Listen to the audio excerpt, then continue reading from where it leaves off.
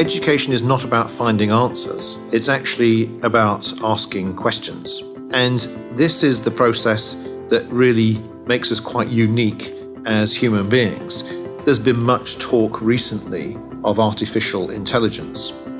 Well, AI can only really define intelligence on the basis of what is extant. It can only work with data which actually already exists. And it's very good at analysing those things. It's very good at answering questions. The area where AI will never supplant human thinking is in the area of creative metaphor.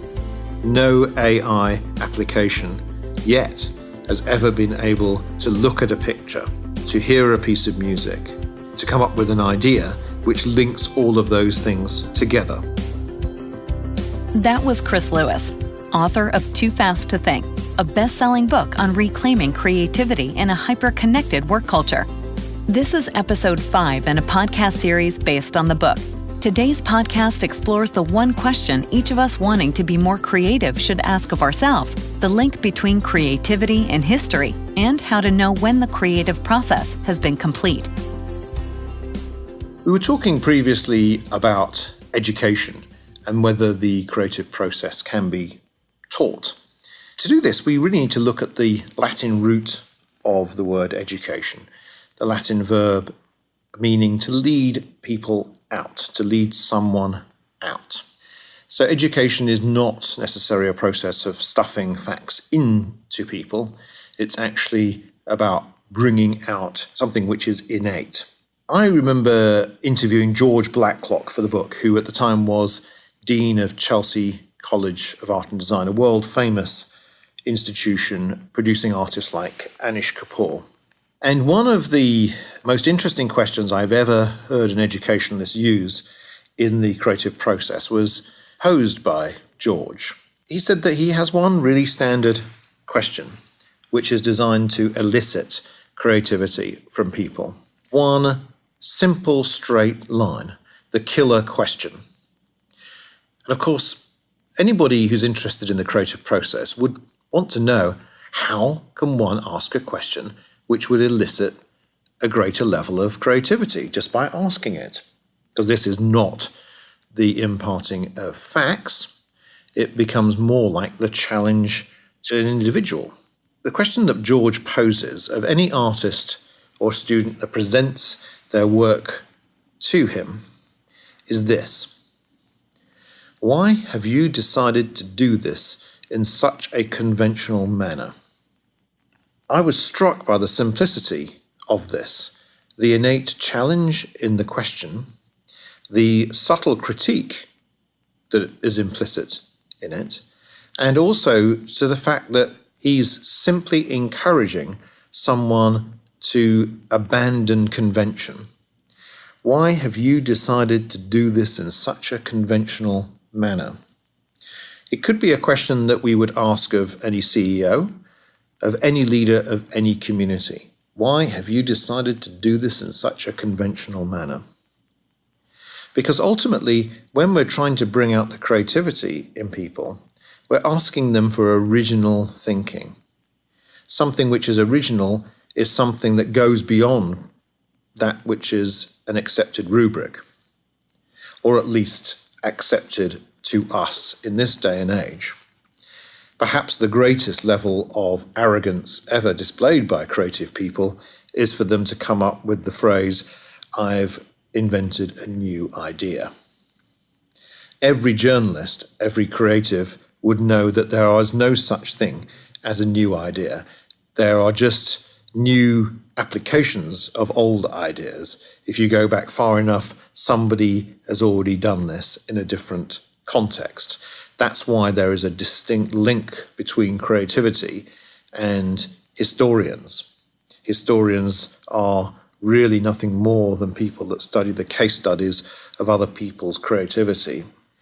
In George's case, one of the questions I asked him about the creative process is that how do you apply it? How do you know, for instance, when a picture, a painting, is finished? And again, George has a question. You don't ask when a painting is finished. when you have finished a painting. You don't ask that question, he told me. You ask the question, when has the painting finished with me? And this is something that we can apply to our own creative thinking, which is that if we were to apply a straightforward standard quantitative KPI to our own creative performance, I'm afraid it wouldn't really work. We know when we have finished with the creative process because the creative process has finished with us. We know when that's complete. We know intuitively when we're approaching the law of diminishing returns.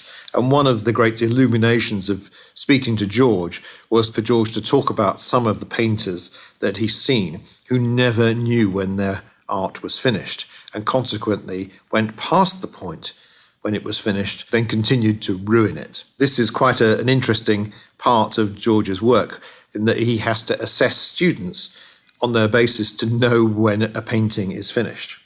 So this is another intuitive, qualitative process.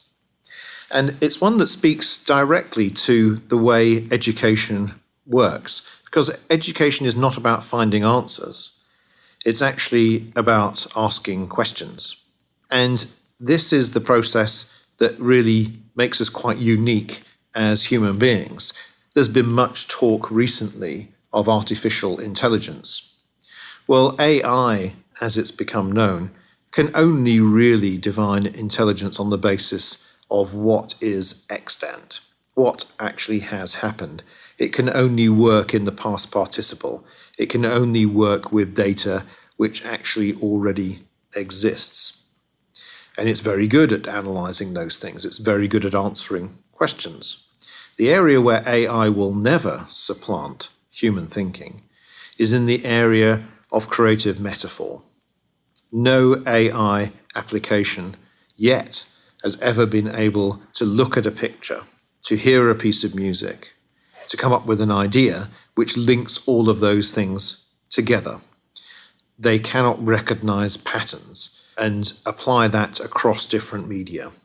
So whether it's an aroma, whether it's a sight, whether it's a sound, AI finds that very difficult to interpret those patterns. Whereas human beings find that quite naturally. If we take the thinker Charles Darwin in his writing The Origin of Species, Darwin was very puzzled in his creative process because he could see the connection between the great apes and then the hominids that came after them. But one thing he couldn't reconcile was the timescale that was working on. Anyway, Charles Darwin put down Origin of Species and decided to do some alternative reading, and he read Charles Lyell, a well-known geologist, who was describing in his book the formation of the Grand Canyon in America. And it was only when Charles Darwin stopped trying to write Origin of Species and started to read Charles Lyell on geological formation that he recognized the metaphor inherent in Lyell's work, which was the timescale for the geologic evolution of the Grand Canyon. When applied to the Origin of Species and to Darwin's theories, it made perfect sense. His work was ignited by a metaphor that he drew from another piece of creativity. And so this tells us that when we parrot the phrase thinking out of the box, what it actually means is to look across at what we're involved in doing and look for pattern and metaphor that exist in other media, in other sciences, in other areas of endeavor. So creativity can be triggered by an exterior experience rather than an interior experience. And Lyell and Darwin are a great example of that phenomenon. Chris Lewis is founder and CEO of one of the largest independent marketing and communications agencies in the world. He is a journalist and author, including of the best-selling book, Too Fast to Think.